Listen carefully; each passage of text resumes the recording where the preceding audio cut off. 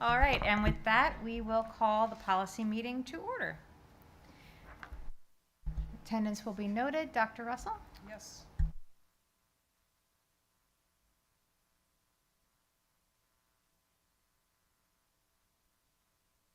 Okay, so we are at 2.01. That's the review cycle policies.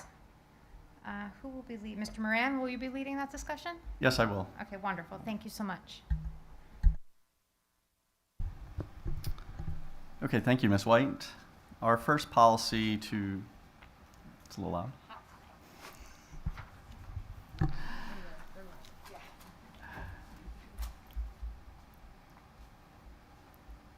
Okay, our first policy to review this evening is 317, conduct or disciplinary procedures regarding staff. This policy is also part of the PNN as we get to that portion. This policy is has several recommended changes. First, goal is to highlight the importance of ascertaining if an employee conduct has a direct nexus to or obstructs, disrupts, or interferes with the teaching, research, service, operation, administrative, or disciplinary functions of the school entity, or any school-sponsored activity prior to taking disciplinary action. That can be found on page 2.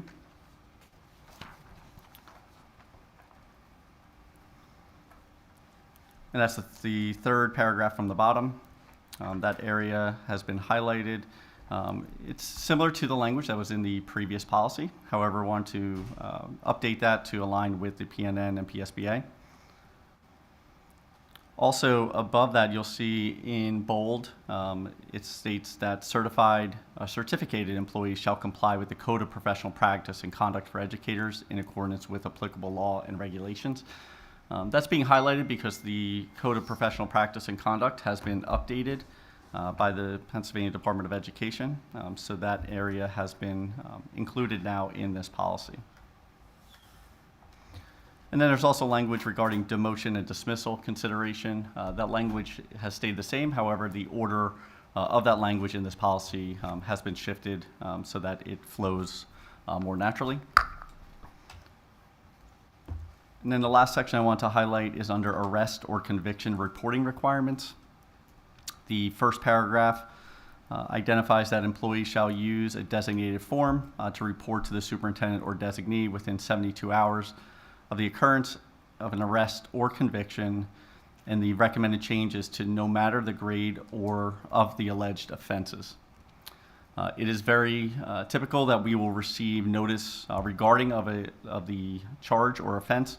We'll receive notice from the Pennsylvania Department of Education regarding an arrest or conviction of a staff member. We either find out from Pennsylvania Department of Ed or sometimes the community or in media. So in moving forward, recommendation is that any alleged offense, regardless of the grade, would be reported to the district in a more proactive manner.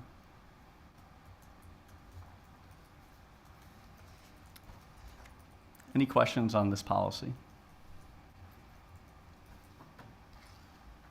Go ahead, Mr. Cleland. Yes. Two questions, I think. One was about the Code of Professional Practice and Conduct for Educators. Is that, do you know if that's linked on our webpage or the HR's page, just to direct employees to that? Yeah. I'll have to double check. I don't believe it is part of the human resources page currently. Okay. But that is something that we can include because I know it is something that we reference quite often. I didn't see it in my search. I would just want that to be readily accessible to people so that they can look at that. And then on my next question is a two-parter. Related to under authority, it mentions the board directs that all the district employees will be informed of conduct that's required and prohibited during work hours. And I guess I wasn't sure if we have a plan for that or if it's kind of as needed or if we do that in the buildings. But the phrasing of the direct nexus, because we've talked about that a few times. I thought that could be defined for all employees, just more clearly up front, so everybody understands what that means in our training. Would you suggest like having some specific examples maybe as to what would constitute a nexus? Yeah, and I don't know if that would be best achieved at the building level or if that's a district level thing, but I just thought that'd be important for employees to know. It may be helpful if it comes from the district level, just so there's continuity and understanding among all 7 buildings. Yeah, absolutely. And I think, and perhaps we can also include it in the staff handbook Yeah. with some specific examples. That way it's clearer to all, but in addition to potentially having an annual review of this information with staff. Thanks. Thank you. Are there any other questions or comments on that one? Okay, seeing none, we can move to 319, outside activities. Okay, 319, outside activities. The recommended changes were to add some guidelines to have more specific information that we can point to staff so that they understand what may be prohibited under outside activities. So you see the 3 areas of guidelines that we have outlined. And this policy really looks at utilizing basically the district time and or property for personal gain. So it's again to highlight those areas that we want to reference for staff. What does that mean for like employees that own companies? They can't have signage in their room? That's a good question. It would definitely mean that they were they're not permitted to promote their business. So if that would constitute promoting their business, that would be something we would have to look at. Would it be You'd have to tell me. I mean, I think I would need to know a little bit more about the context. If they have a sign, if you're saying, it's signed within their classroom or office that is promoting their business, I would say that is something that would be directed under number 2.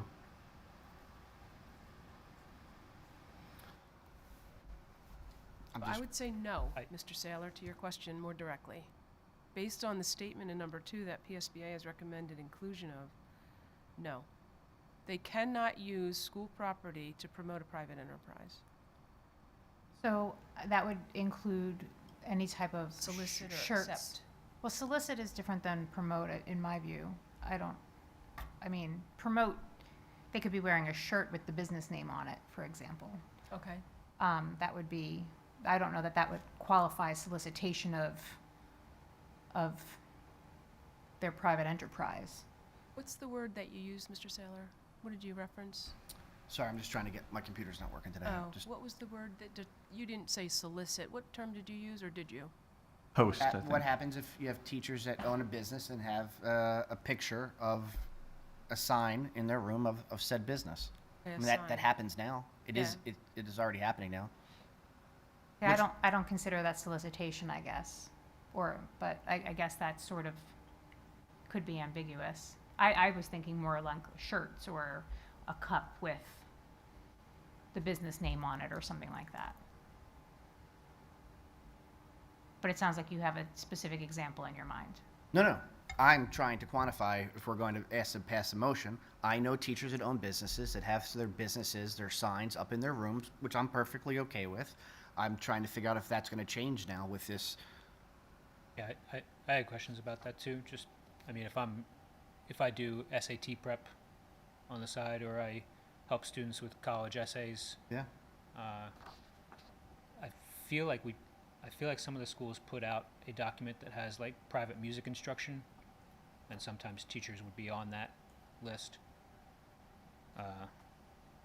So yeah, I'm not sure if there's a difference between promoting and soliciting, and if one's okay or one's not.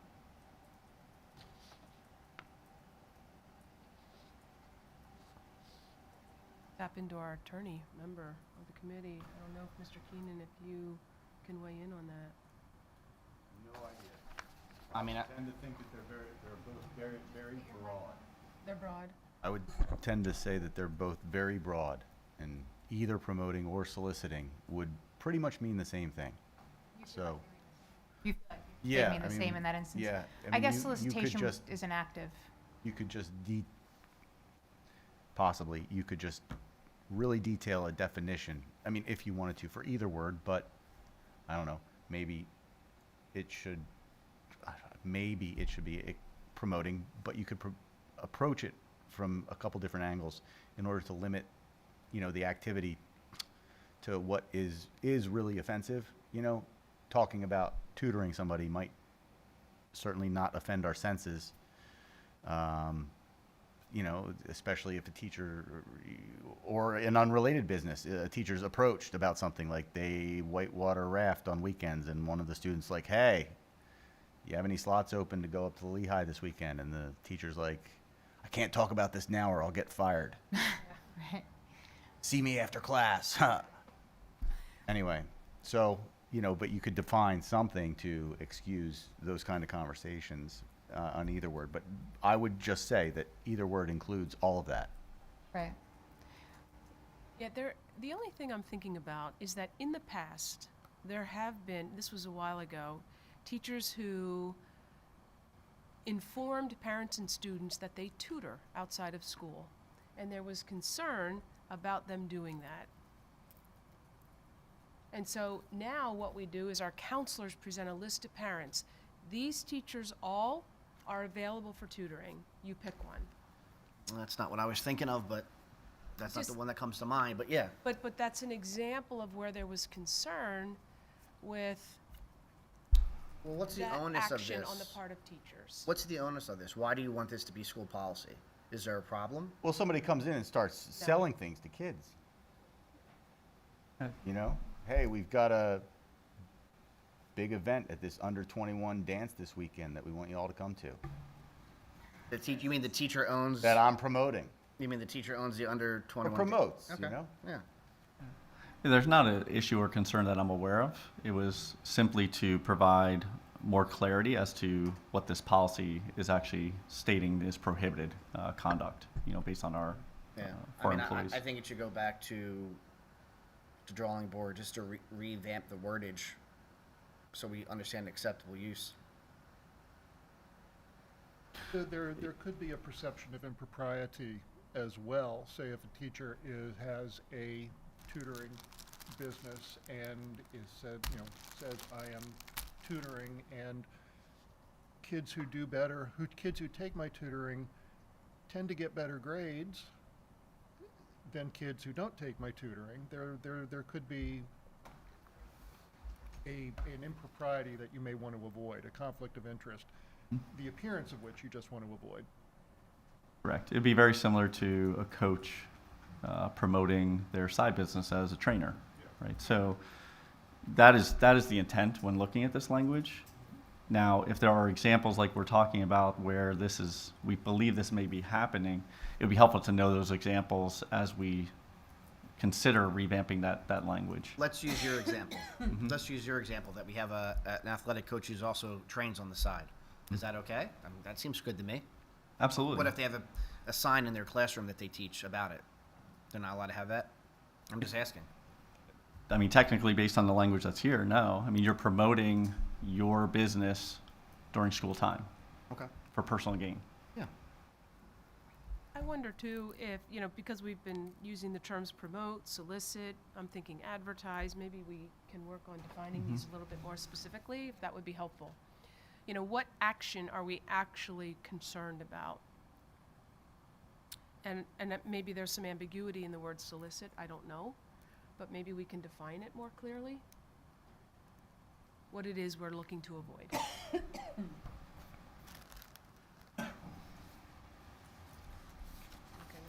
Absolutely. I would agree. I think that would be helpful in terms of guidance.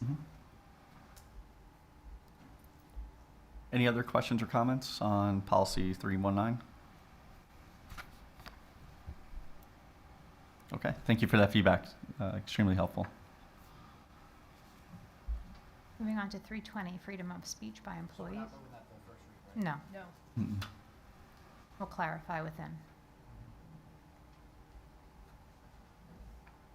320 is a freedom of speech by in non-instructional settings. They're recommending a change in title, correct, Mr. Moran? Yes, the recommendation is to adopt the PSBA policy while also utilizing our format, such as having purpose and guidelines. So PSBA has recently updated this policy to better inform individuals as to acknowledging that the freedom of rights of school employees and the indications as to when such speech may impact efficiency or constitute a reasonable likelihood of disruption. So while we have the right to freedom of speech, there are times that we may say something that has a nexus or disrupts the operations of the district that may be addressed. What does that mean? Where? In the classroom? Outside the classroom? Could be inside or outside. So anything that might disrupt they can't do? It's not anything that disrupts. We would have to evaluate the level of disruption that it may cause. So for instance, if somebody is via social media making comments in a disparaging way about other staff members or employees, they may not be permitted to do that because it will disrupt the ability to work as a team in a collaborative way, maintaining trust.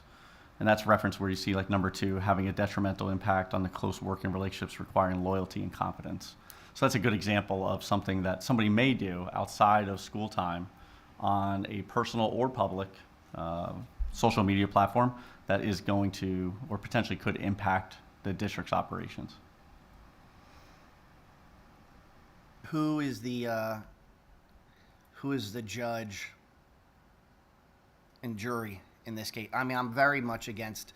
I can't get this computer. I'm gonna take this computer and throw it out the window in a minute. But I you know. No? Okay. No, I got a new password. It's just Oh, okay. I can't get into board docs. It's stuck on a page. Who's gonna judge? It says in And consultation with the solicitor, so Yeah, and that is our practice. So information typically will come to me. I then work with our solicitor in consultation with our solicitor to determine the level of disruption Sure, and but whether or not it'll be impacted. you gave a very specific example where I go on social media and say I don't like Rowan Keenan, and Rowan and I work together, and you say, hey, you know, you and Rowan are colleagues who work together. We don't like that. You can't do that anymore because I teach math. Rowan teaches psychology. You know, that's fine. You like What? psychology. I teach math. I like math. I like numbers. That's a great example. I'm concerned about other examples that, you know, as I mentioned this when we had this exact conversation 5 years ago. It's a year before I got elected to the school board. We were trying to implement some type of Facebook thing, and I asked the question. I think, you know, what if a teacher got on there and ripped to shreds the Phils and used all types of bad words about, you know, Larry Boa and he's a horrible coach and this, that, and the third, and this guy's and bleep, bleep, bleep. Is that might look bad for the school district that you have a teacher just going on explicit rants on social media on the Philadelphia Phillies. Are they going to get in trouble for that? Or, you know, might they say something else on social media that they're going to get in trouble with? Because there's a lot in here. There's a lot up there that, you know, leads to those types of concerns. What harmony among coworkers. So there are teachers, I've talked about this ad nauseum, that put up paraphernalia in their classrooms or outside their classrooms. Are we going to remove that now because it's not, you know, doesn't lead to harmony? And this is from PSBA too. Yeah. Oh, you're correct. This is from PSBA, Yes. which is great. You know. No.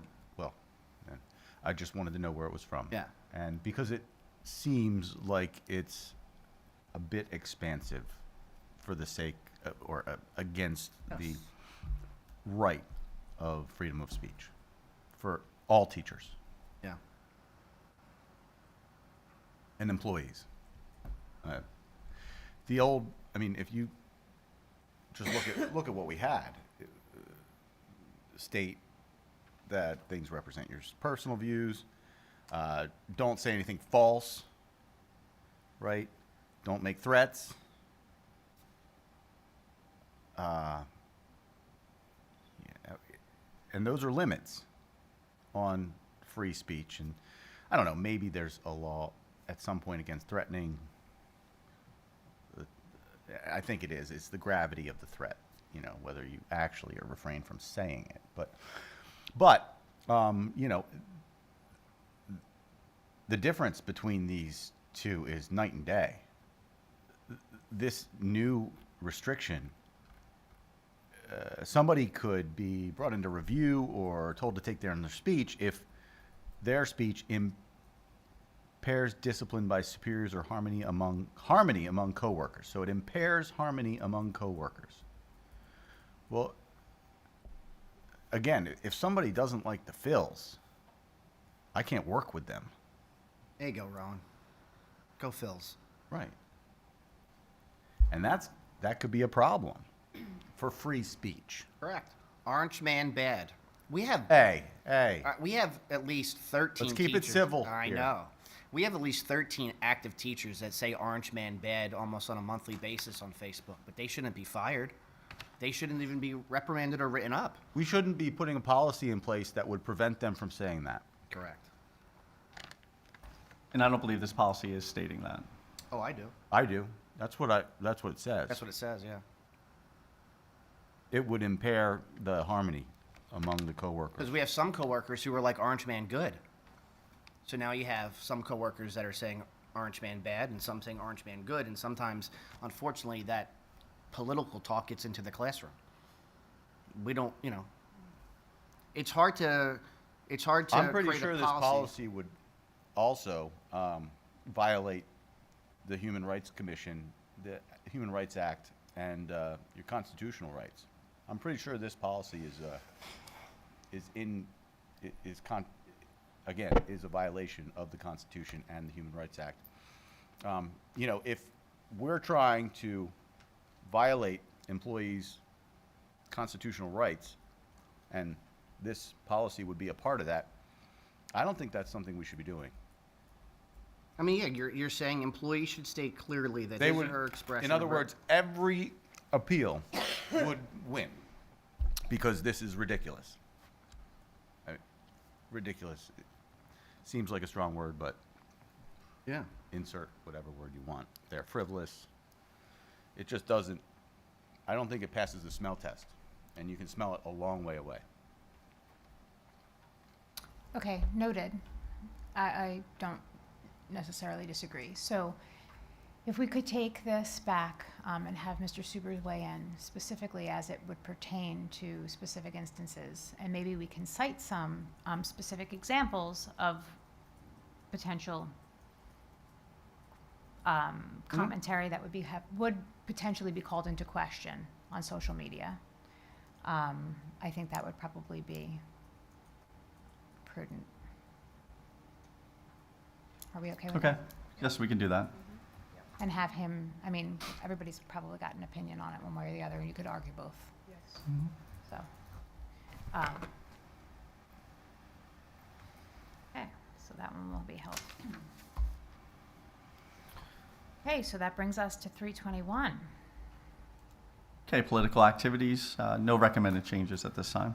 So I have a question. Under new political activities, it says no employee shall engage in political activities during assigned hours on school property under the jurisdiction of the board. Little caveat, obviously, if it's a study of politics, political issues where appropriate in classroom studies. Would there be any appropriation to where in a language class we're talking politics?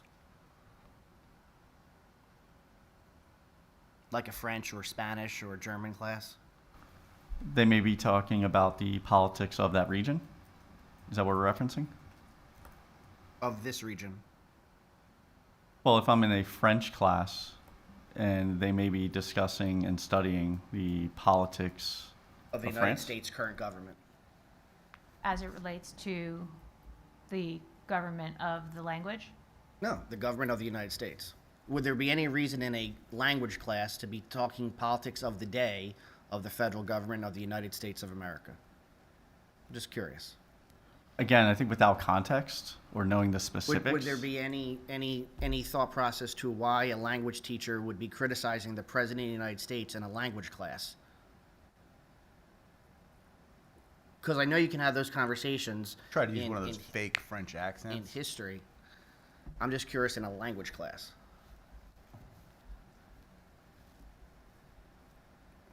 Are we referencing like a specific issue that has occurred Yeah. that I'm talking maybe about needs this. to be No, I'm talking presented about- to us? It's been presented before, years past, so this policy is up for renewal. Because it says discussion and study of politics and political issues when appropriate to classroom studies. Do we define what classroom studies? Would it be appropriate to be talking politics? Or should we? I guess that would, if, Like in math class, would we talk politics? could, if you're talking about the budget and the deficit and the interest rates. Do they talk about that in algebra? I don't know. I guess it would Financial- depend on the financial, context yeah. of, They could talk about that in an algebra class, yeah. Do we? I'm just curious. I'm just asking a question. I don't know eggs whether or not cost that's so much. discussed right now in Algebra 1 Yeah. or Algebra 2. Does it take us back to 320?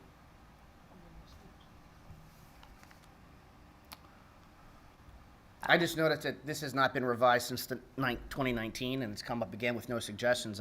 There have been issues over the past 4 years that I've been on the board where in non-social science classes, politics comes up. And I'm just curious if maybe the board wants to look into maybe stating what classes one would discuss politics. Talking about budget and national deficit, or how you formulate a budget, or the House of Legislation is the Appropriations Committee, and for things to pass, it needs to pass the House, the Senate, and then get signed. That's not necessarily politics. This is talking specifically about politics. right. Yeah. So I guess, again, it would depend on the context of what the statements made would be, and I mean, you said that it's Well, been we brought had up in the statements past. made in a class a couple months ago that made it on social media. That's not a political class. I'm just curious. Right. So I Do we get, want to start to add, what classes politics are okay to talk about in?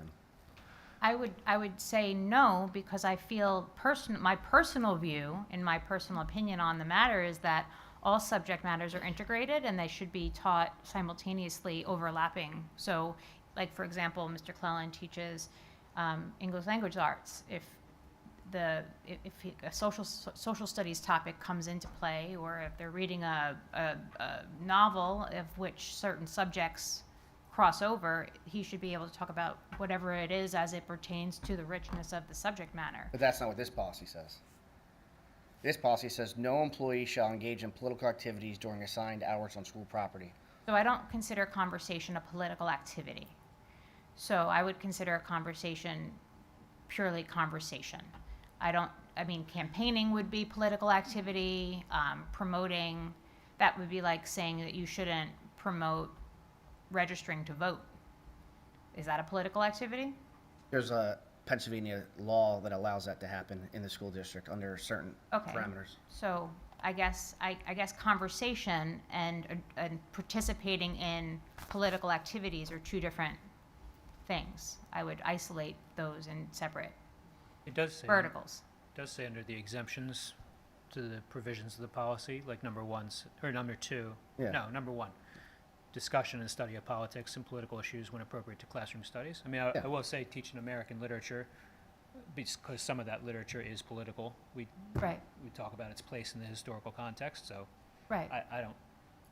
I feel that's under exemptions, so I'm good. Right. And I believe when there are concerns that are brought forth, to us or forward to us, we address them as personnel matters.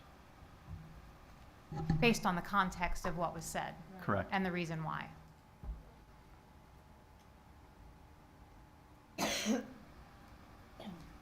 So then why do we, that's I ask again, what is this policy doing then? Because the exemption is for every class. So what is this policy doing? Just basically saying no employee shall, like I'm trying to understand it because, Well, it could be, you can't, or is it something else we just said? You can't register students to vote. you can, it's certain. It's certain. Yeah, yeah. But not in class. But what the policy is doing, I mean, it listed in the guidelines, Mr. Saylor, collection and solicitation of campaign funds or campaign workers. So if you're running for office in, you know, a different school district and you're a teacher in this school district, you can't say, hey, I need you to door knock for me next week. Got it. So can we remove number 1? Political activities during discussing hours under the jurisdiction of the board. Because number 1's the one I don't get, because number 1 in guidelines and number 1 in exemptions are the same thing. Well, it's when appropriate and Actually- when not appropriate. Well, yeah. Well, but what is the policy telling us is inappropriate? I'm trying to ask. If you're telling the 18-year-old students to vote for you because you're running for the local township solicitor Yeah. or the local township supervisor, Not allowed to do that. I'm trying to give an well, this example. says you're not allowed to do that. Correct. So what do you want to change about that? You don't like that? I like that. Protest. Okay, says but non-political- if you're talking about Can the we way define political the activities way then? McCarthyism affected Yeah. jazz music in the 50s. Yes. What? No, he said, yeah. Can we define political activities? I believe that might be an area that we need to Yeah. better have have a conversation about so we can better define that. Yeah. Because we should be talking about McCarthyism in the 50s in multiple classes. I get all that. And we should be talking about budgets in algebra and in financial literacy. And we should be talking about politics of the day in ELA. So if we define, and again, I just want to make the policies better, right? So if we can define what political activities means, that makes it better for everybody. So that's a specific ask, I think, and that's helpful. Yeah. I think, but sometimes when we all talk about like these hypothetical, what does it mean? It's without a directive. So is the directive that you would like political activities defined? Well, that's what I got from the conversation. Help me lead that. Just lead now, there, yeah. okay, we got there, okay. How about the other guidelines? Do you have issue with any of those? Mm-mm. We're good with the rest of them. I like it. Does anyone have anything else to add on those while we go back and revisit some additional definitions for clarification? Okay, so that one will be held. So just to recap, 19, 20, and 21 will all be held. Yes. Okay, so we are ready to move on then to 322, which is gifts. Okay, 322 gifts. There are no recommended changes at this time. Got it. Again, a question. What do we mean as a gift? We give gifts to I gave gifts to teachers during the holiday season when my son was in elementary school. I think that stopped in middle school. I'm not sure. But they weren't large items. But can we? Yeah, so employees can accept, gifts as states, that are of consumable nature or in nominal value, right? As long as there's not the expectation that I'm providing you this gift in exchange for this. So it still allows individuals to accept gifts. But not be bribed. Is there understanding of what's meant by nominal value?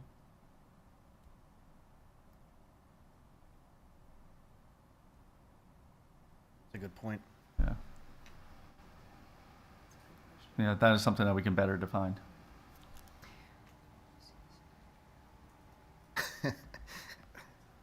Flyers, tickets, no good. Yeah, I guess I And apples, feel okay. as though putting a dollar value on a nominal value is not really, I think it's discretionary.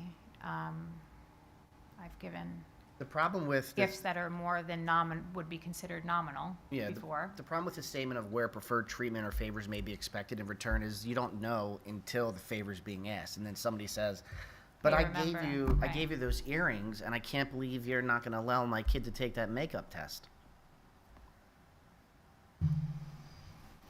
I mean, I had too much time on my hands this weekend reading so policy. I'm do sorry. you feel as though maybe putting in language associated with ethically, it will be understood that all gifts are given freely and without the promise or expectation of any I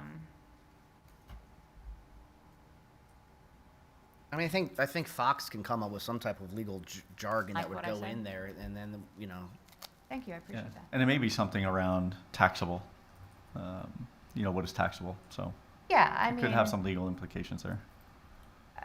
A new car. I mean, it says, in terms of what it says, you can't expect preferential treatment or favors in return for the gift, whatever it is. And then consumable or nominal value, I mean, we haven't really had a problem with this, right? In terms So, of the, is it because you don't want to claim the $800 worth of gift cards that you've received over the last holiday season? You don't have to say yes or no. I don't think we'll have a problem with that. Okay, good. But I don't know, we haven't had a problem with the situation. I mean, the language is kind of vague, but You feel like it's understood because it's implied that there won't be. And a do quid. you get gift cards? Because I think the new number is 600. If you I get have- anything over 600, you need to file. I have gotten zero $600 gift No, it's in total. It's in total. It's in total. I can say with yeah, certainty. Yeah. I have Not received- no. It's the total. It's the total of the year. I have So if received you- a total yeah. of less than $600 in gift cards.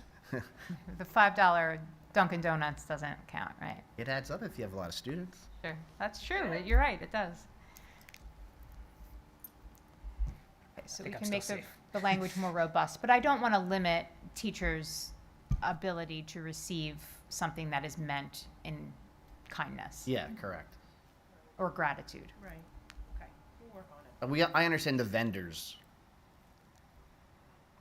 Yeah.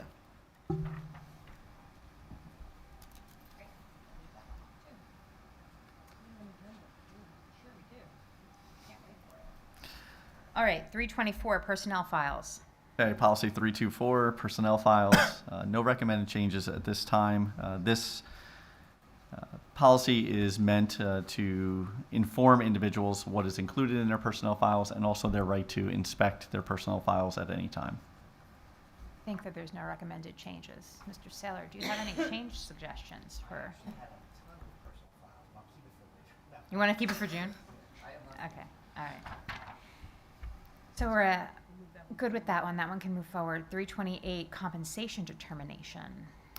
Okay, policy 328, compensation determination. No recommended changes at this point. Again, this policy is to delineate that the salary schedules are to be in line with the collective bargaining agreements or compensation plans and are also approved by the school board. Comments or questions? Okay.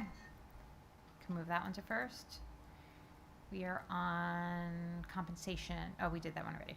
I'm sorry. 330, overtime. Okay, policy 330, overtime. No recommended changes. This policy follows the Fair Labor Standards Act as well as in compliance with our collective bargaining agreements and or compensation plans. So no recommended changes. Comments or questions? Okay. And then we have professional development, 333.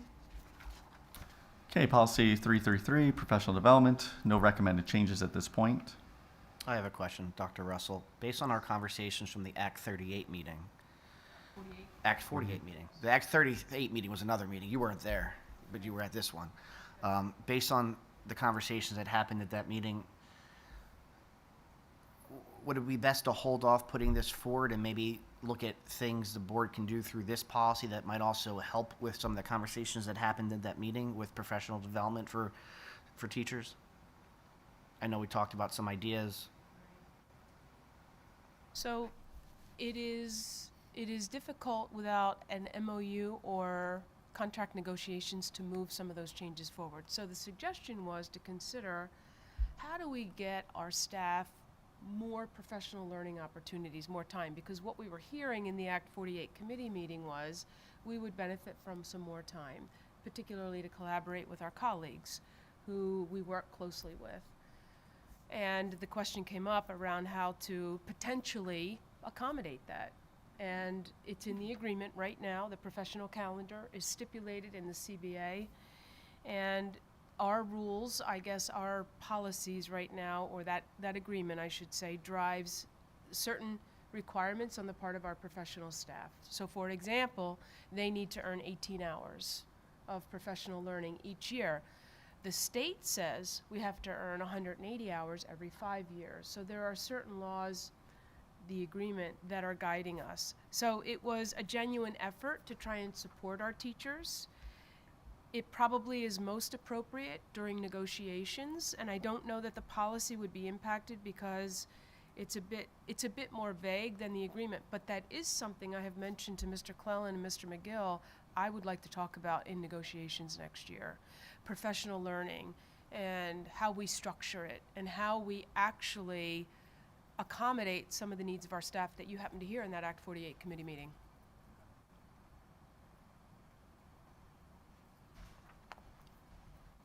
So would it be fair to say that, so it's not, is it next year? Next year. It is next year, Yeah. yes. So would it be fair to say that although there are no changes right now, we can put it on 333 on to codify anything that may come out of the negotiation? Or is that not necessary? Well, I mean, I don't know if it's necessary. I mean, Okay. this policy really drives that, we're required to have a professional development plan. It doesn't specifically state what's going to be in that professional Got development it. plan, nor does it state how many days will be designated as professional But the development desire reflects. was communicated that Mm. as part of negotiations, they would be looking Yes. for more time. Yes. well, that's not exactly correct. What I A had lot of shared- seminars.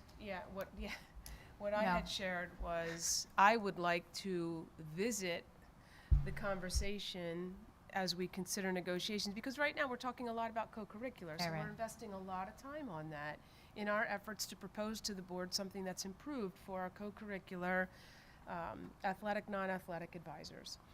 So in conversations that we have regularly with union leadership, with association leadership, I have expressed my interest in really looking at professional learning and graduate credit, because things have changed on that horizon. Really, that landscape is very different. So I've mentioned to Mr. Clellan and Mr. McGill that I'd like to invest some time in doing that. Hopefully, we relieve the need for co-curricular focus, and we can focus on that along with some of the other sort of typical topics. What came out of the Act 48 was the idea that our teachers were expressing interest in more collaboration time, not necessarily in totality more professional learning. However, if it's structured right, it really supports their efforts. Okay, We have two understood. Act 80 days right now. We talked about the half days, and for some, how they're appealing. For others, they raise questions, they make it challenging. So I just think we need to talk about the system Okay. as part of negotiations. And because it's specified in the agreement, that would be the place to And do the it. day-to-day, Yep, and the that would be the day-to-day place to do it. coverage Yeah. of things. Yeah. Understood. And Ms. Moran, I'm just asking, there have been no changes, because I know we made some changes to the paraprofessionals. There's no changes in the changes that we made to the paraprofessionals and the job requirements to the requirements that are in this policy from 2019? No, it still meets the guidelines as defined by the state and that we discussed in that previous policy. Okay.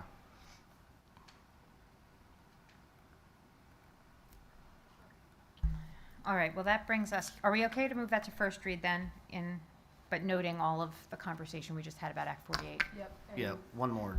Go ahead. Do we still use the term personal care assistants? We do? We It's do. just- Okay. And those, we've had some extensive conversations. Paraprofessionals are divided into different categories. If you look at the PVSD agreement, Yeah. there are paraprofessional instructional assistants, there are paraprofessional instructional personal care assistants, so.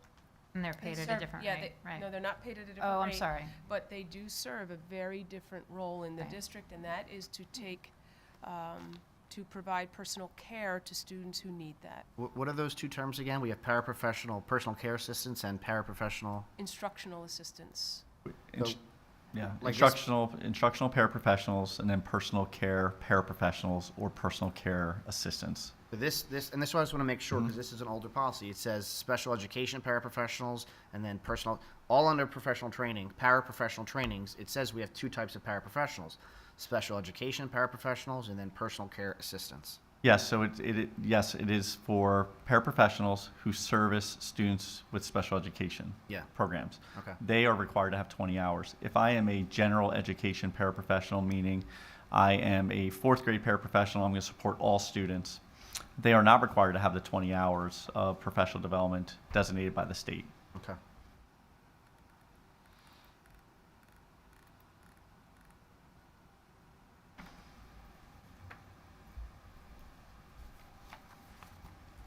Are you comfortable moving that to first read? Mhm. Collectively? Okay. Very good. All right, that ends section 2, which is the review cycle. Moving on to section 3, it's our PNN recommendations. Dr. Russell? Yes. So, policy 832 is on the agenda really for informational purposes. PSBA has informed districts in this most recent PNN that it will no longer be issuing the policy or providing support, and they've recommended that if districts maintain this policy, or any policy really, connected to diversity, equity, or inclusion, that they refer to their solicitor and make sure that it's upholding current laws. I did refer to our solicitor. In his opinion, we are upholding the laws. We are not violating any laws at this point. My recommendation is that we maintain policy 832 in the district.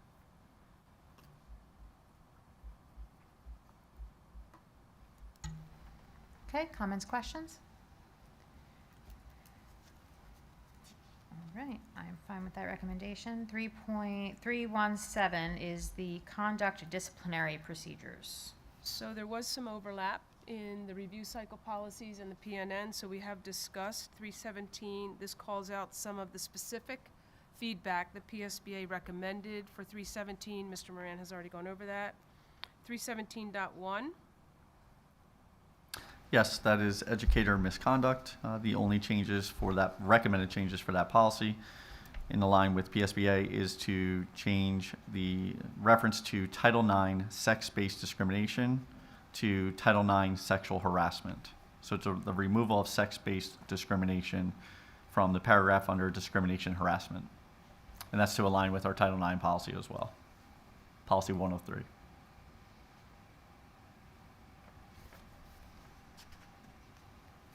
Any questions on that policy?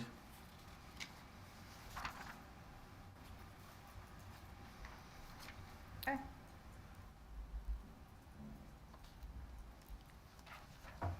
That's Okay. 1.7 and .1, correct? Yes. Right, All right, so now we're at 320. which we have discussed. We will bring back. Yep. And then 718, service animals in schools. So let me just talk a little bit about 718. Mrs. Aducci and I have discussed this. This board has discussed this policy language. There were some suggested changes on the part of PSBA. Students who demonstrate a need or make a request actually through their IEP or 504 service agreement can qualify to have a service animal in school. That's different from a facility dog that we have currently at West, a dog that the district actually owns. We have some questions about this policy, and I would respectfully request of the board, the committee actually, that we bring this back. Mrs. Aducci and I have come upon some questions here. For example, parents or guardians can forward a request to the building principal. We need an appropriate 504 IEP that drives having a service animal. Further down, the district may not request documentation of the need for a service animal. I think there's confusion in those two statements. Can make a request, but I'd like to propose we be clearer about the request versus documentation. Mrs. Aducci and I would just like to look at this a little bit more and some comparison policies that are a little bit more streamlined. We saw some, and would like to bring them back to the committee next month if the committee's in agreement with that. If you're okay with that. I take no issue with that. Are there any other questions that stood out to anybody else about the policy changes recommended by PSBA for this one that we should note before we do that?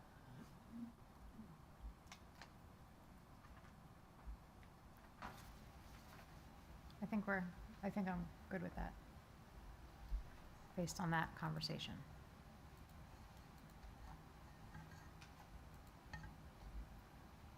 And I want to make sure that we are clear in the administrative regulation that we have, based on some of the updated language from PSBA and some of the research that we're doing, that there is a clear delineation or definition of service animal versus facility dog. We want to be clear that our readers know that too. So we want to just review that a little bit more because of some of those questions that emerged. All right. Maybe we can move to local. That's okay. Yep. I would like to introduce Mrs. Keaveney. Kristen Keaveney is she's the head of our nursing department. She's the department chair for the nurses and serves South Elementary. And she and I work closely on these topics when there's one that comes up connected to medications or the treatment of our students. And at last month's meeting, when we talked about policy 210.1, there were some really good questions that were raised, and Mrs. Keaveney graciously agreed to come out to the policy committee meeting and bring some clarification to some of those questions or concerns that were raised and what we were thinking. So I'll turn it over to you, and if you could use your mic, it would be great. I think I have it on. Okay. Thank you all for having me. Just a little background on this is that the law currently allows self-carry of certain medications of students for them to self-administer it. So they can self-carry their own epinephrine auto-injector, asthma rescue inhaler, as well as diabetic supplies. So currently with the auto-injectors, students can carry it and self-administer it. Staff can also be trained on an EpiPen auto-injector, and schools can stock EpiPen auto-injectors. So the laws written at the time were only when they had EpiPen auto-injectors. And in August of 2024, they came up with Neffy, which is a nasal device. So being proactive, the nurses are thinking doctors are going to write that students can carry their own Neffy and self-administer it. But the law precludes that. The law does not allow it right now until the wording is changed in the legislation. So it doesn't prevent us as nurses from taking a Neffy device and keeping it in our office for that child. They just cannot carry it, and they cannot self-administer it. And we cannot train another staff individual to administer Neffy.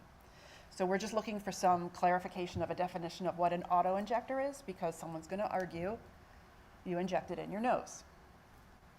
You don't. So we wanted some clarification as to what an auto-injector is, as well as administrative regs supporting the nurses when we get a request why they can't self-carry it. I think the question that came up last month was also, can we even as a school district stock Neffy because of the legislation that we were reading? And you had a good answer for me when we talked about it afterwards. Right now, I don't think we can stock it. We can stock it, but only the nurses can administer it. Yeah, I don't think that was my question last month as to whether the schools could actually stock it. I think from what I was reading on the product information web pages, as well as what I could find in the legal language, I didn't see anything that would prohibit the school nurse from having it on hand.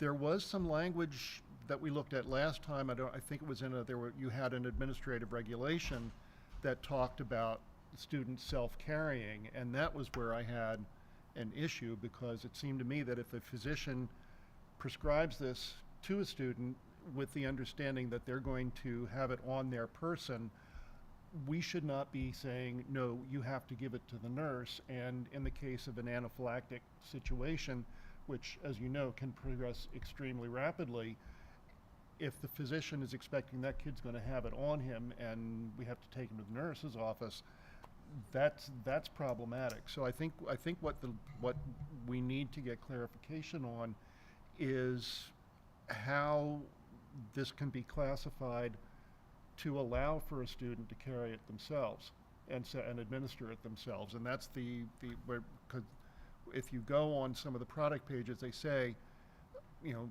if your state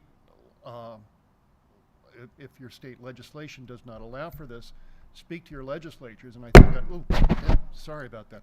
I think I suggested that we reach out to Joe Webster and some of our other legislators to see how we can move this along.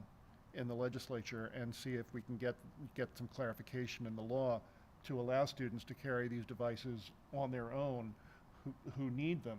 Now, if it's an unusual situation, if a student encounters something unexpected and there's an unexpected anaphylactic reaction, then the nurses need to be in a position that they could administer whether an injector or this new formulation. Correct. That's why we carry stock in case something Right. happens and it's an unknown allergy. Today was Day on the Hill, and we had a lot of PA nurses in Harrisburg speaking with legislators to get this moving and getting the language changed. Until the language is changed to change it to an epinephrine device and remove that auto injector, we're tied. We cannot let a student self-carry it. They can still self-carry their auto injector. The nurse can have it in the office, but there really is no language that allows them to self-carry it. So doctors don't know school laws, so they're going to say, yeah, they can do that. But when it gets to the building, parents are going to say, well, my doctor said I could. And we're going to say, well, the law says you can't. And this is where, we just would like some clarification, because many times this year we've had, where is it in writing? Show me. So we need to be able to show them. Until it's changed, this is why. So I hope that answers your question a little bit better. I'm glad to hear that the lobbying and the discussion is going on with the legislatures so that we can, get some clarity and get the language updated. No, this is a new formulation that just came out very recently. Sometimes it takes the law a little while to catch up. Yeah, I think it is. It's a great device. I showed Dr. Russell when she was in my office. It's the size, it's like so small as opposed to carrying an auto injector. But students have to be well enough to do it, trained to do it, and responsible enough to carry it, just Yeah. like with an Just EpiPen. like with an EpiPen. Yeah. Exactly.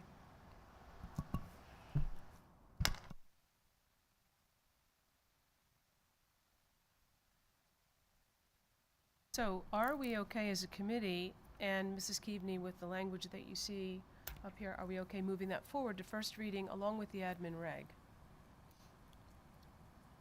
Is there anything that continues to raise questions? Is the solicitor okay with this? We didn't ask the solicitor because the law is clear to our nurses. So we can ask the solicitor, but we don't typically take every policy to the solicitor, and Mrs. Keaveney was, when we discussed it, very clear on the language of the law right now, and they don't want to risk their license by allowing a student to self-carry a nasal spray. It's counterintuitive to some degree because it's much easier to administer than carrying this large needle. However, it's not what the law allows yet. That seems very clear to the team. There was one change in the epinephrine auto injector, kind of in the middle of the page, the green area, injecting oneself, because an auto injector can be, a trained layperson can inject it, so we just wanted to take out the word oneself right there.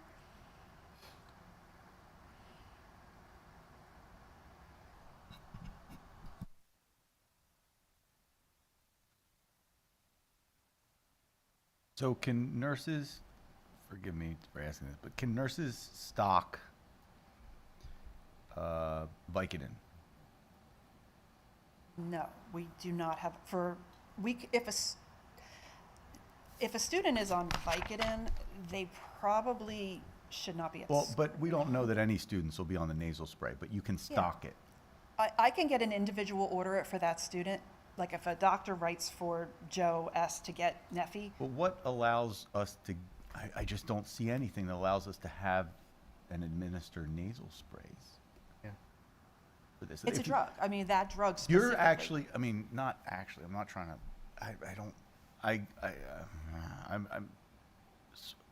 I just want to say I understand you want to be able to administer that. And We if have- you have it, you can. Right. But I don't think the school district can give it to you.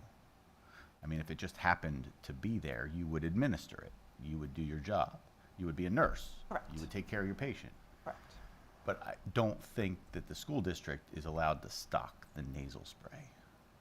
So, Mr. Keenan, I think, you know, that, I use the word stock. What Mrs. Keaveney is saying is if a student has an order from a doctor, if I understand this correctly, Mrs. Keaveney, then you are able to house that medication in your office, in the health suite, When? Okay. During the school, Like during the school another- day? during the school day. So they're gonna come in the morning and drop it off, and then at the end of the day, take it home? No, I have a supply in my office for the whole school Okay, year. They okay. leave it I there. understand the discussion now, but, okay. But for clarity, I mean, I don't think we need to say that because it's like any other medication. I was hearing that you want us to say, until the law is changed, you can't self-carry. Correct. And this, I mean, although this might mean that, it doesn't quite say that. I don't think. That's why I said, is the solicitor okay with this? We're just a I don't have local- I actually, that explanation explains it for me. Correct. It could be any medicine, right, prescribed, that the kid could have for hives or for an allergy, you know, any other allergy, any kind of allergy medication. But they're allowed to self-carry auto-injectors. But you want us to say, this doesn't say what she wants us to say, that you, until the law is changed, you cannot self-carry auto-injectors, so that it deflects the blame from the nurses for the parents coming in and saying, we want to say that, we don't want to say this.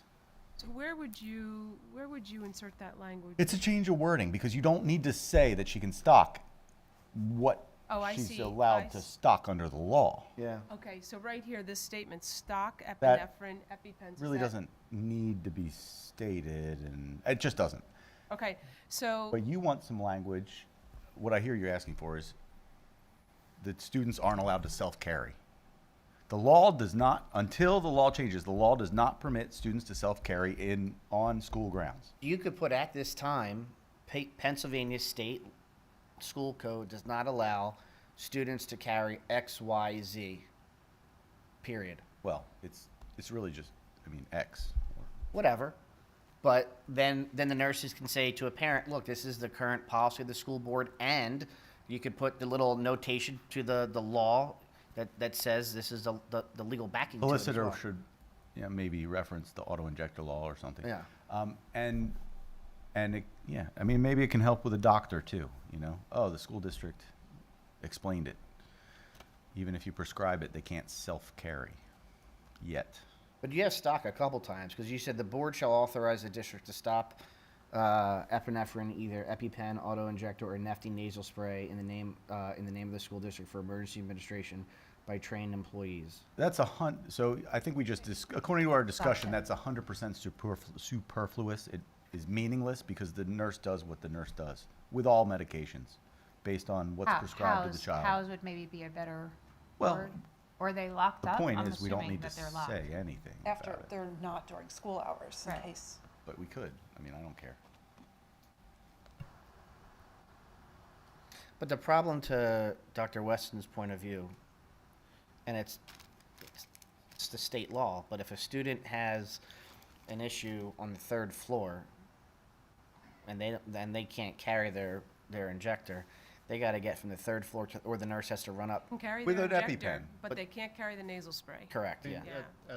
At the April meeting, we had the administrative regulation that dealt specifically with the Neffy device, and I think gets at what Mr. Keenan is saying, and that says that outlines or describes what the Neffy inhaler is, and that it is not considered an auto-injector.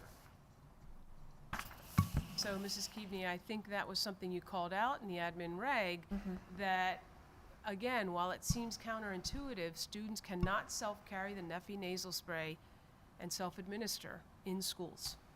Correct. It must be housed in the nurse's suite with a doctor's prescription and administered by the nurse upon need. Can they carry any nasal spray? Can't carry any medication. Can't carry any Except the medication. 3 exceptions that she went over. Yeah, But no, I mean, like a sinus, like a, saline. like kept in my office. Over the counter Not or even Tylenol. prescription. Can't carry it. But if we're going to include the administrative regulation, I think that addresses the concerns that Mr. Keenan is saying here. Yeah, that was its intent on the part of the Okay. nurses, But, yes. but the AR was not included with the agenda this time around. It and I think- wasn't, so Ms., you're right, Ms. Widener's gonna add that, so we Okay. have it as a reference. Okay, yes, you are correct.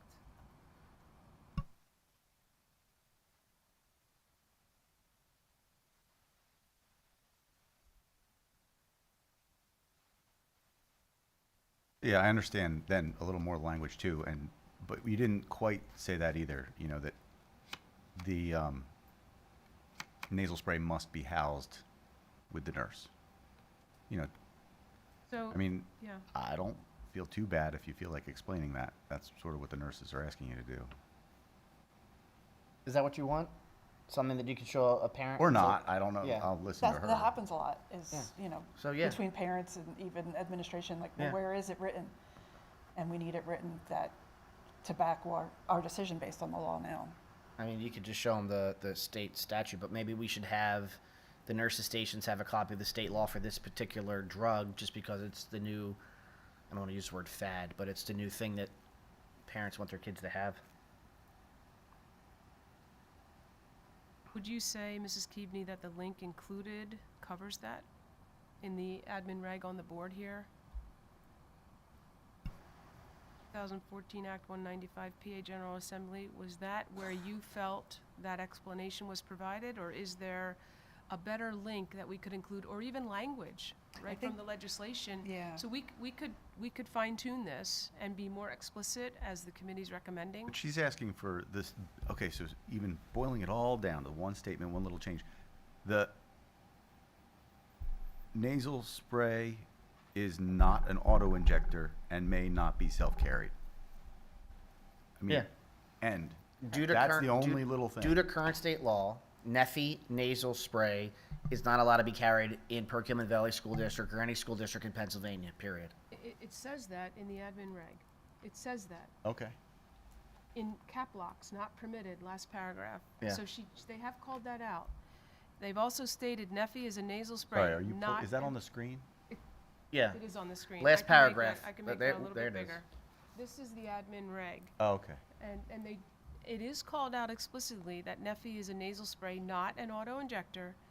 And last paragraph, Okay. physicians Maybe can we write a put- prescription. Was that sufficient? Will that work? That's what they recommended. Okay. Yeah, that's what they would Rock and like. roll. As long as the committee's comfortable and we It's feel on like you. we have, what's that? You did that, I right? did that. Yeah, no. I had a lot of help on this. Yeah. I can't take the credit here unless there was a mistake. I'll take the credit, but, no, they were very helpful. But I wanted to make sure the questions around the law and the legislation were addressed. So to Mrs. Keaveney's point, they just want to be able to have something in writing to share with parents. Again, while it might seem so logical to be able to self-administer this nasal spray for the same purpose or self-carry, they can't. Until this day on the Hill is productive and some legislative changes emerge. Hopefully soon. I mean, it's a big topic. We went to PASNAP in March, State Nurses Convention, and it was definitely discussed, and it's going to come. People are going to have prescriptions for it. Doctors are going to say, you can carry it, and we're going to say, hold on. Right, until the legislation changes. And so, again, you and I can talk more about some of the contacts that I have in my role to try and promote that a little bit more. Thank you. Our board members who have those same contacts, those same channels, back channels, will do the same, I'm guessing, so, Appreciate it. yeah. Yeah, thank you for your time. Thank you very much. Very much appreciated. Thank you. Okay, so that is our only local policy for review. That brings us to section 5. We're running a smidgen over.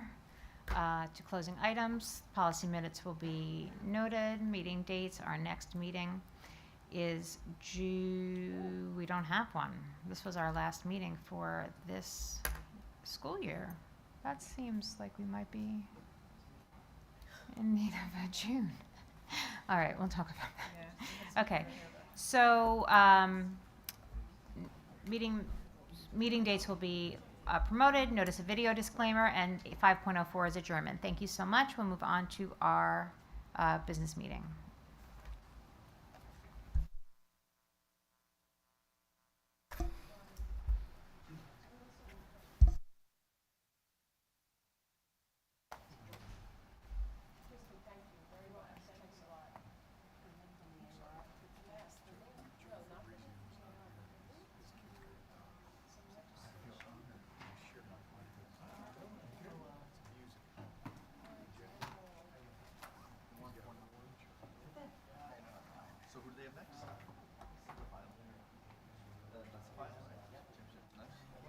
Where's that at? Thank you.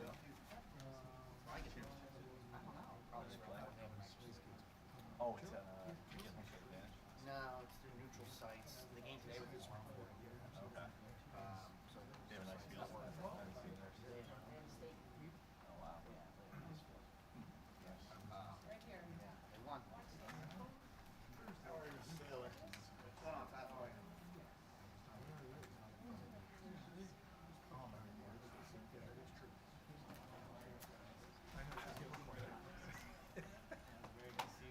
I'll tell them.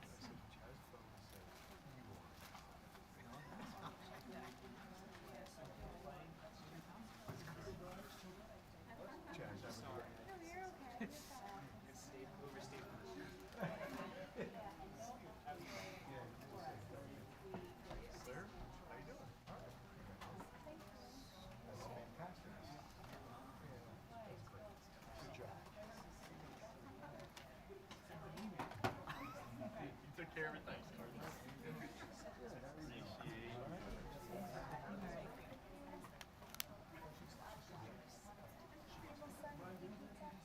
I got two more. I got English on Wednesday and physics on Friday. You cut some.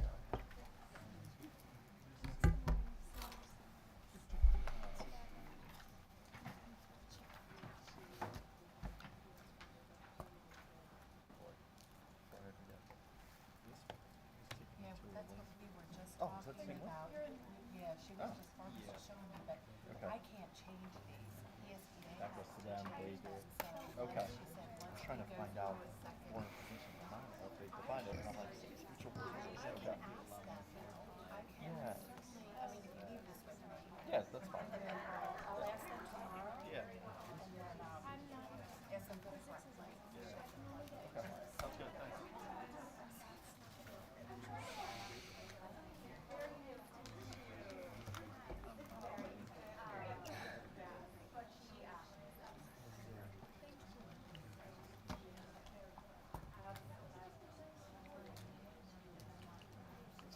Is this going to be the last meeting you attend, or do you drag it out for June?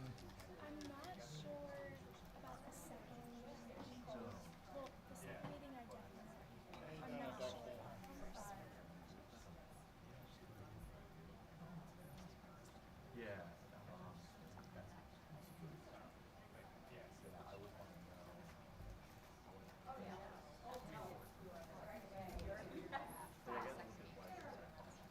Cheat sheet in case you get called on? Oh, yeah. Somebody's talking.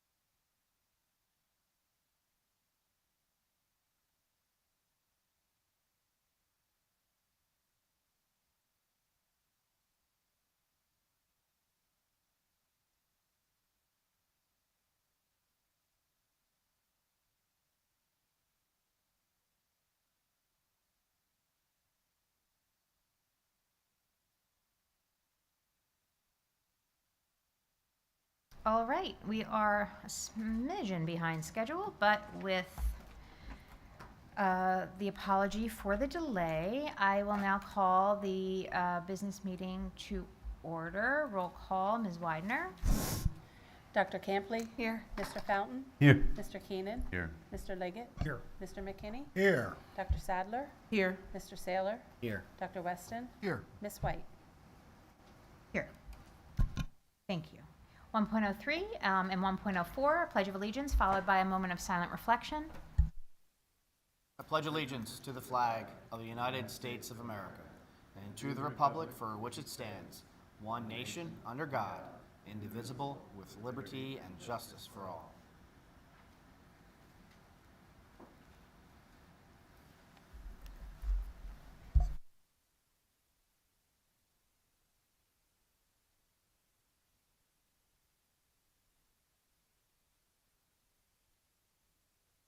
Ms. Trembo, would you read the mission of the Perkiomen Valley School District?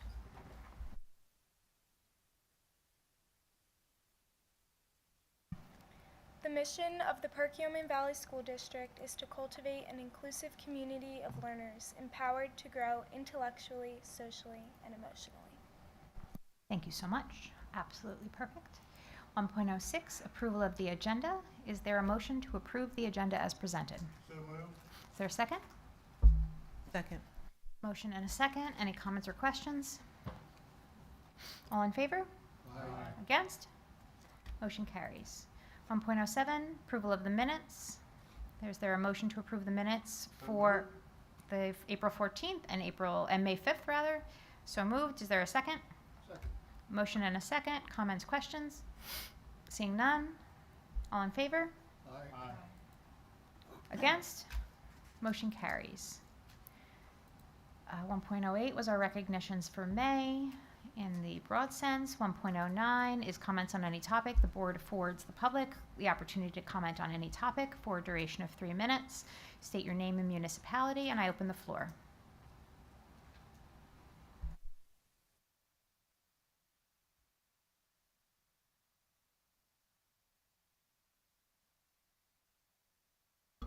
Test, hello, hi. Corey Hulse, Perkiomen Township. I want to offer a comment and appreciation around full-day kindergarten. Thank you to the board members, both past and present, who have both supported the implementation of the program and its execution so far. I'm just sharing my experiences anecdotally, but anecdotally as a new parent, felt very well organized and welcoming, but I know that comes as the result of lots of work from lots of different people. Wanted to pay special comment to Mrs. Robinson at Evergreen. And I remember on orientation day, she was so excited holding up some of the workbooks. And she said, we never get to do these. And now we have the opportunity because we have extra time with the students. And I've seen my son flourish this year. I've seen his peers flourish this year.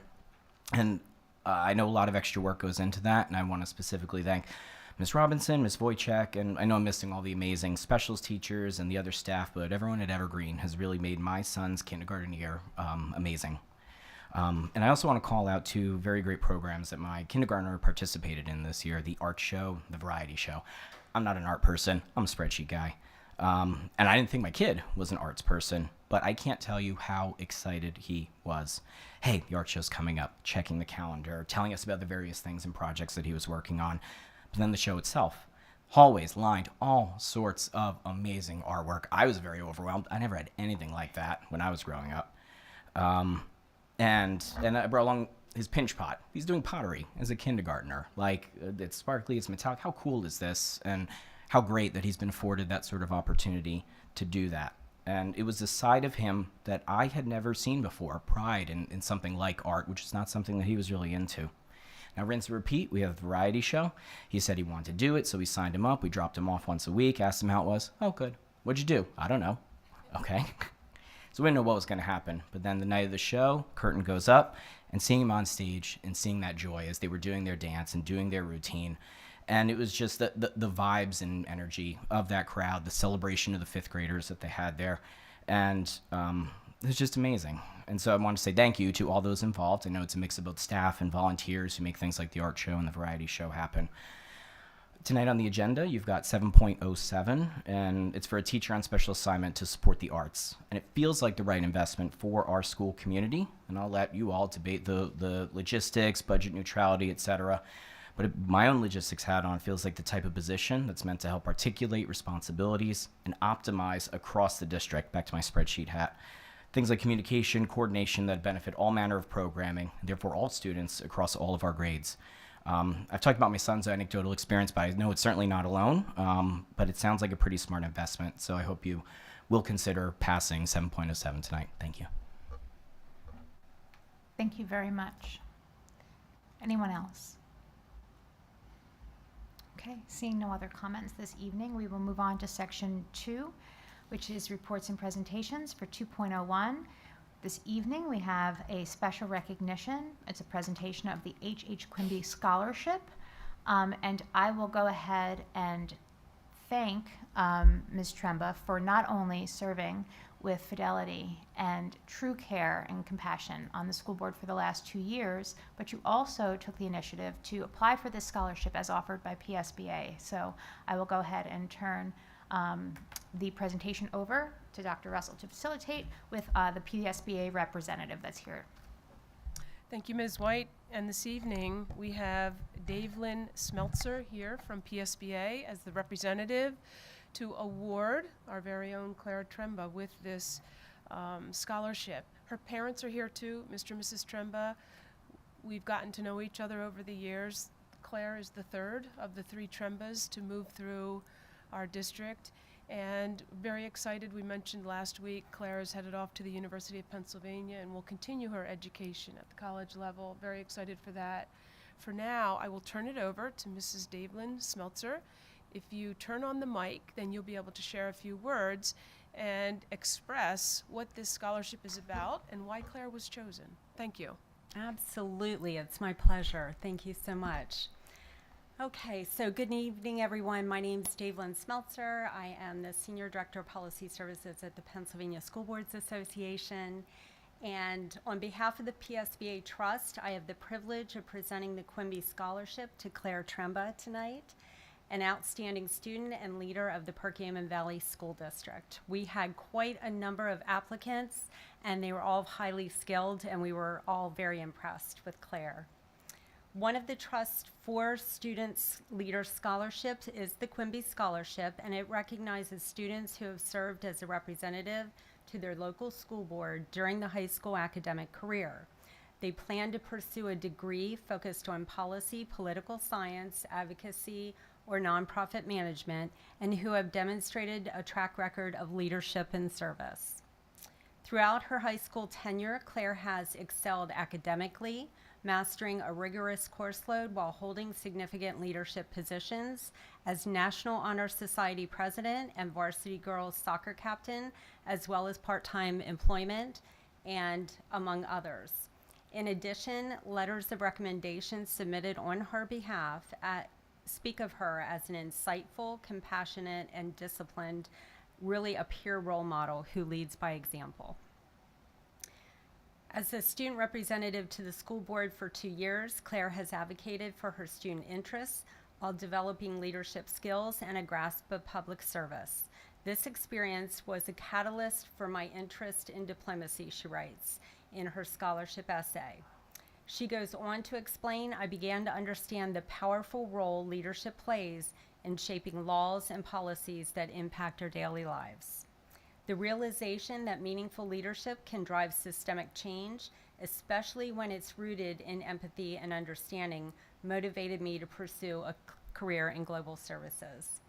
Because of her exemplary academic performance and clearly demonstrated leadership and service, I'm pleased to present Claire with a one-time $2,500 scholarship to the school of her choice, UPenn, for political science.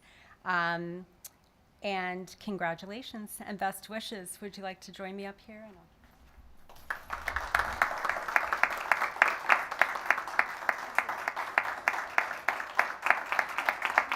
Thank you. Congratulations.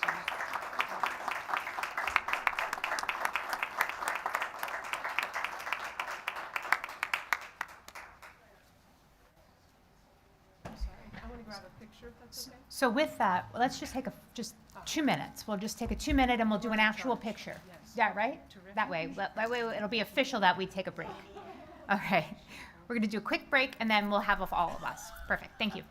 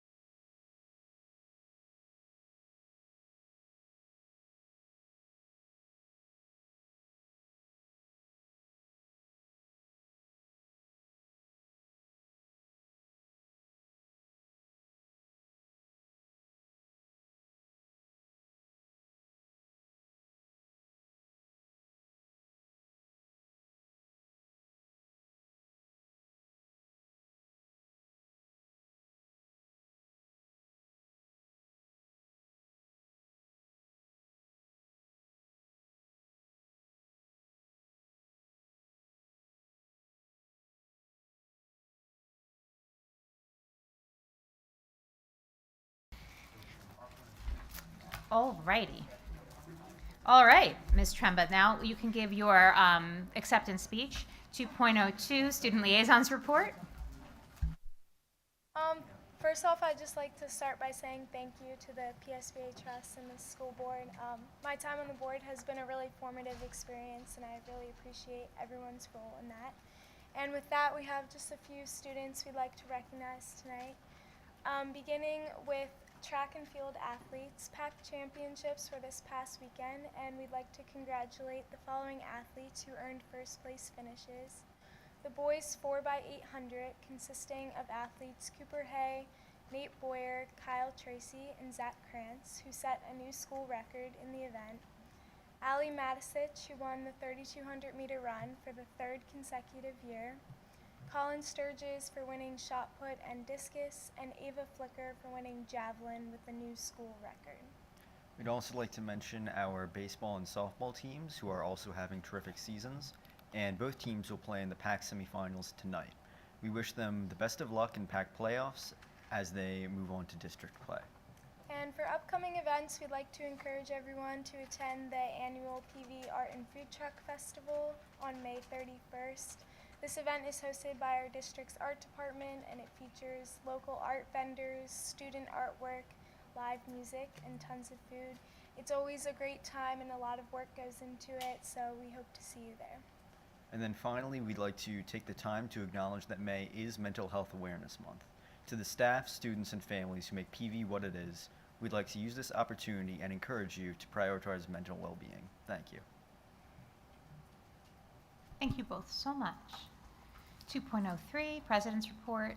I don't have anything specific other than just thanking both of you for your service and leadership on the board, particularly Claire. I think this is probably going to be your last meeting, right? And that'll be okay. But we always get sad at the end of the school year when everybody goes on to their next thing. So thank you both very, very much. We've had a wonderful school year. And with that, 2.04, Superintendent's Report, Dr. Russell. I have nothing to add. Thank you. Fair enough. 2.05, Solicitor's Report, Mr. Subers. No report. Thank you. 2.06, Board and District Committee Reports. Coming up, we have Education Committee of the Whole. The meeting has been moved to May 22nd. That will begin at 7 o'clock. We have Safety and Operations also on May 22nd. That will happen prior to the Education Committee of the Whole meeting. That starts at 6. Wellness is staying on the 15th. That will be at 6 o'clock.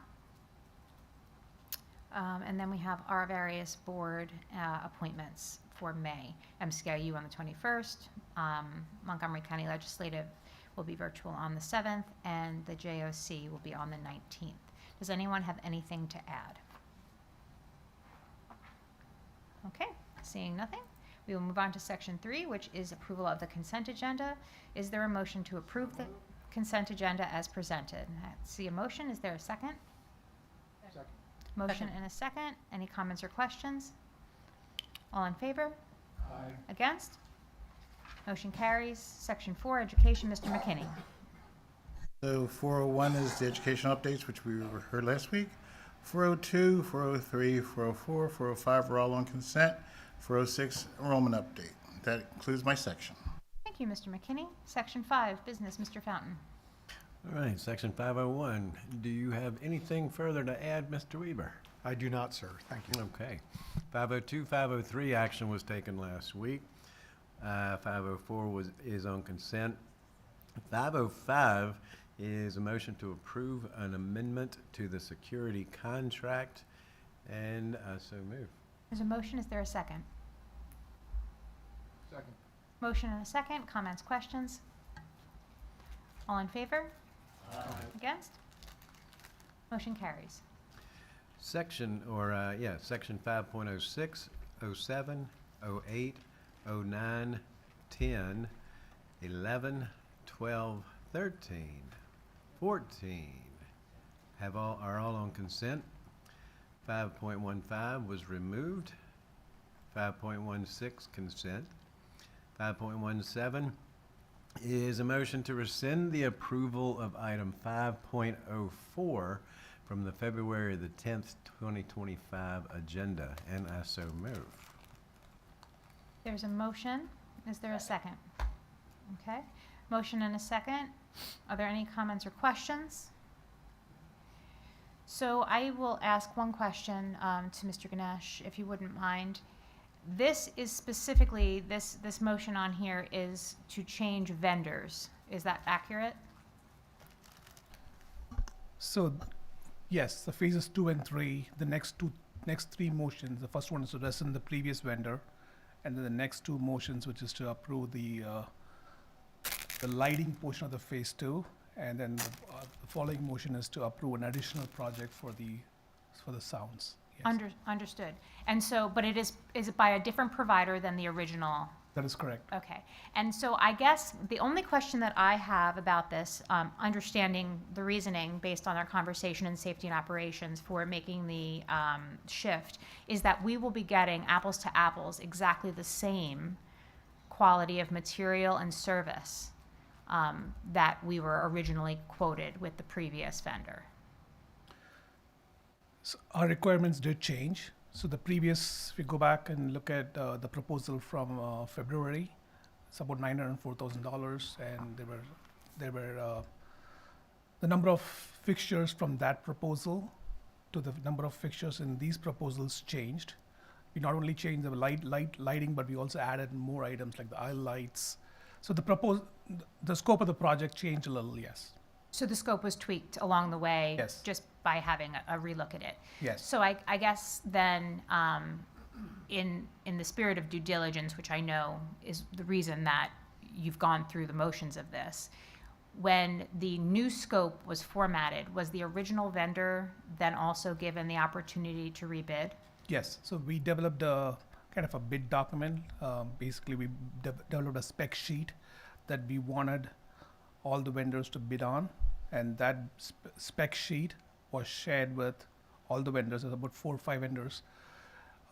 So the original vendor did have the opportunity to bid on that as well, yes. Okay, and then did we end up, just for the record, for clarity, when we have, down the road after Right. we're not all here anymore, so it's clear, was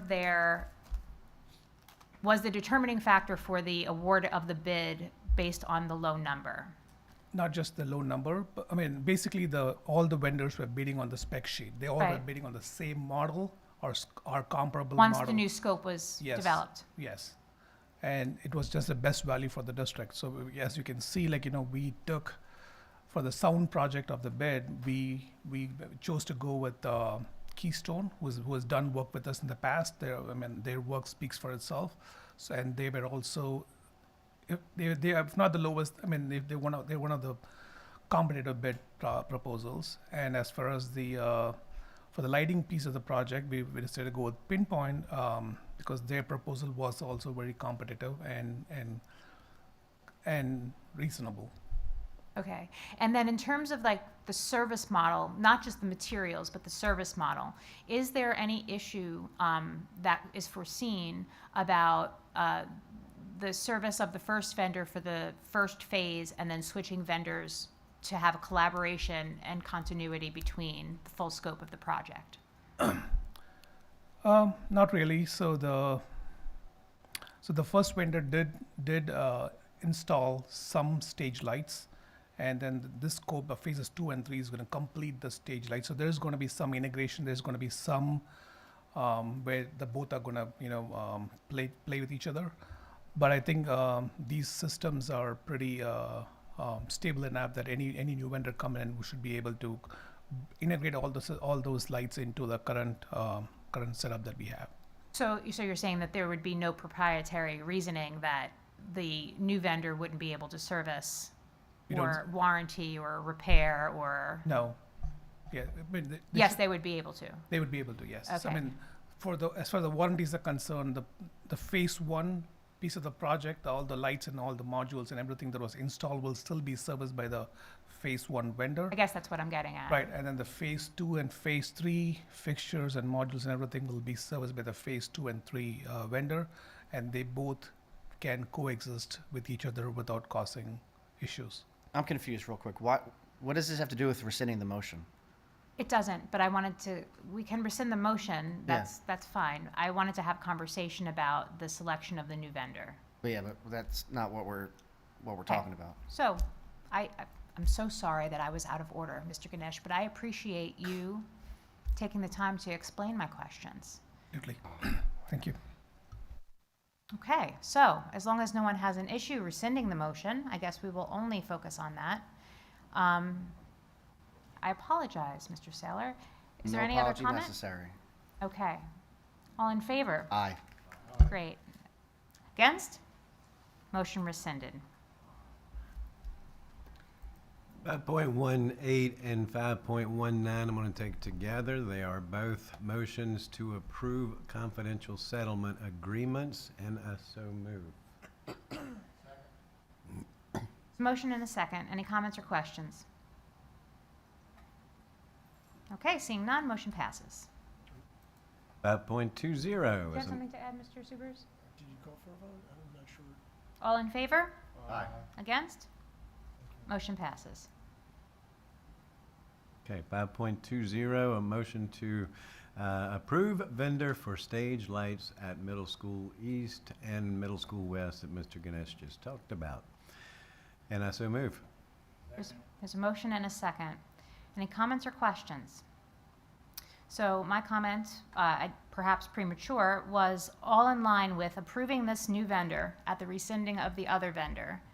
I wanted to make sure that there would be integration and that down the line, in a historical context, I'll just, for the record, I think you said that it would be okay. But one day when it's 5, 10, 15 years from now and none of us are still here, I wanted to make sure that there would not be some sort of a loose end paper trail in making sure that it was all serviceable. That was the purpose of my train of questioning to you. So I apologize that I didn't dive deeper during safety and operations and that I took the time earlier to ask the question. So that was the reasoning for me wondering if we have any reason to clarify in writing with this particular vendor that we have certain expectations in terms of service and whether or not there are any loose ends from the first phase that still need to be cleared up. That's what I was looking to find out. Because this is obviously a large amount of money that we're spending, and I don't want it to be a year or two down the road that we are not getting what we thought we were paying for. That was the purpose of the dialogue.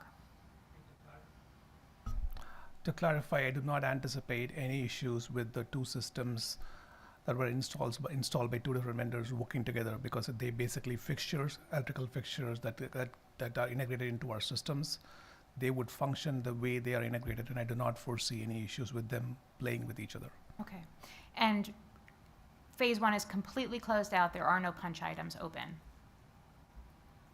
You don't have to answer that, but that's one of the questions. So before we cut ties and rescind and then award for new phases, I just want to make sure that we are going to be in a position that we're able to actually achieve what we need from all related parties. There is one item that we are still working with, with the current vendor from phase 1. But again, most of the 99%, all the items that needs to be installed are installed. All the inspection that needs to be completed are completed. We have the reports. So at this point, for all purposes, phase 1 is complete. Right, and I'll be working with Mr. Ganesh to resolve the outstanding items from phase 1. Or outstanding item, I should say. Those were the concerns that I had about the switching of vendors, and I know we did talk about it at safety and operations, but I had some time to think on it, and I just wanted to make sure that we were in a good place. Dr. Campley. Just to kind of follow that train of thought, because I do think it is a good train of thought, by switching vendors and having the two different vendors integrate, one vendor's equipment or one vendor working on it and messing with the other vendor's equipment by integrating wouldn't negate any warranties or cause any issues. Say something goes wrong with vendor 1's equipment, they wouldn't then say that their warranty doesn't hold because vendor 2 integrated their stuff into it. No, these systems are designed for multiple integrations, not just today, but even down the road. So the equipment installed by the vendor 1 will still be serviced by vendor 1, including warranties, and the equipment installed by the vendor 2 will still be serviced by the vendor 2. The only item is the board, the sound or light board that we installed, which is installed by the vendor 1. The newer lights that we are putting in will talk to the board as well. So it is not a big deal. It is a business as usual. And I said I do not anticipate any issues with them working together or working with each other. Thank you. I appreciate it. And I think that was a good line of thought, because sometimes when you get something, in the fine print it'll say, your warranty is null and void if you touch X, Y, and Z. So I think Right. that's a good question. So again, these light boards are capable of accepting many number of or hundreds of or so many channels of inputs. So we can continue to add fixtures down the road, and that should not affect the warranty. And I know that I said this during safety and ops as well, but I want to really thank you for the due diligence and the work that you put into this. I know that this was a very heavy lift because it's very complicated. And between 517 and 520, you can see that the work that you did was really a great benefit to the school district. And I'm sure Mr. Weaver really appreciates it as well. And so I really want to thank you. But I just wanted to make sure for the record that we had a conversation about integration and also just about the expectation that we have as a board and a community for our stage lighting since we're making the investment. Right. Absolutely. Thank you, Mr. Ganesh. Yep, I really absolutely. appreciate it. Thank you. Moving on to 5.21. No, we didn't vote. We need to vote on five. All in favor? Against? Okay, motion carries. Now moving on to 5.21, the other half of what Mr. Ganesh was saying, a motion to approve vendor for the audio systems at Middle School East and West, and I so move. A motion and a second. Is there any comment or question? Okay, seeing none, all in favor? Aye. Against? Motion carries. 5.22 is just a report on grants and donations, and that concludes my section. Thank you so much. Payment of bills, section 6, Mr. Saylor. Thank you. 6.01, motion for ratification of bills and payroll and authorization of payments, as well as 6.02, approval of treasurer's report and financial statements, and I so move. Motion on both. Is there a second on both? Second. Great. Any comments or questions? All in favor? Aye. Against? Motion carries. So ends my section. Thank you. Section 7, professional personnel, Dr. Sadler. 7.01 through 7.05 are all on consent. 7.06 is the approval to create a licensed social worker position, and I so move. There's a motion. Is there a second? Second. Motion and a second. Comments or questions? Seeing none, all in favor? Aye. Against?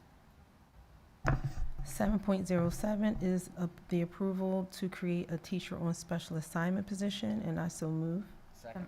Motion. Is there a second? Second. Motion and a second. All in favor? Comments or questions? I'm so sorry. Okay, there's a motion and a second. No comments or questions. All in favor? Aye. Against? Great. Motion carries. 7.08. 7.08 and 7.09 are all on consent. 7.10 is the approval of resolution regarding alteration of program. This was a new item added on 5/6/25, and I so move. Motion and a second. Any comments or questions? Could we go a little bit into what is actually being proposed here? I was not clear from reading. Do you want me to? I'll give some of the background, and then Mr. Subers can offer the legal position and the language that's included. Right now, we have 3.5 art teachers in our high school, and we do not have a schedule to support the part-time teacher. So due to that declining enrollment in that department, we are in a position to furlough that teaching position.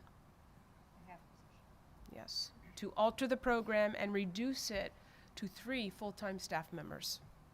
So a furlough, the technical term in the school code is suspension. So that person would be suspended due to an alteration of program. And there are only certain reasons in the school code that you can suspend an employee, one of them being an alteration of program due to a substantial decline in course enrollment, and that's what happened here. All right. So then we'll suspend this 0.5 art teacher, but they would be subject to recall if the art position opens up in the district. Are there any additional questions? Has everyone on the board read this and understood this? Because it was new to the information. Well, I don't know. Normally, this Does is anyone something want that to the board offer? thinks about for a while before we just start making these types of decisions. We normally look at other things that we could do with the teacher. I believe this was also discussed in in an executive session last month, I believe. I can check my notes, but it was mentioned. And the only thing I would add is because of the nature, because we're altering the art program due to a substantial decline in course enrollments, we're only looking at art. Correct. Okay. And it is not a whole position, it's a half, it's a 0.5 position. It is a 0.5. Is it a whole person? I'm not sure what you mean by that. Like one whole human being? It's one whole human being that serves part-time here in the district. correct. Yeah. Is he or she aware of this decision that's being made and are okay with it? Well, they are aware of it. The practice is to meet with employees before presenting this for a public vote. And again, as I mentioned, because they're being suspended, the particular teacher would be subject to recall if a position opens. I'm assuming they don't have any certifications in any other area because it's so Correct. specialized. That's correct. Is there additional dialogue? Under the assumption that everybody has read the board agenda and attachments prior to tonight's meeting and understands them.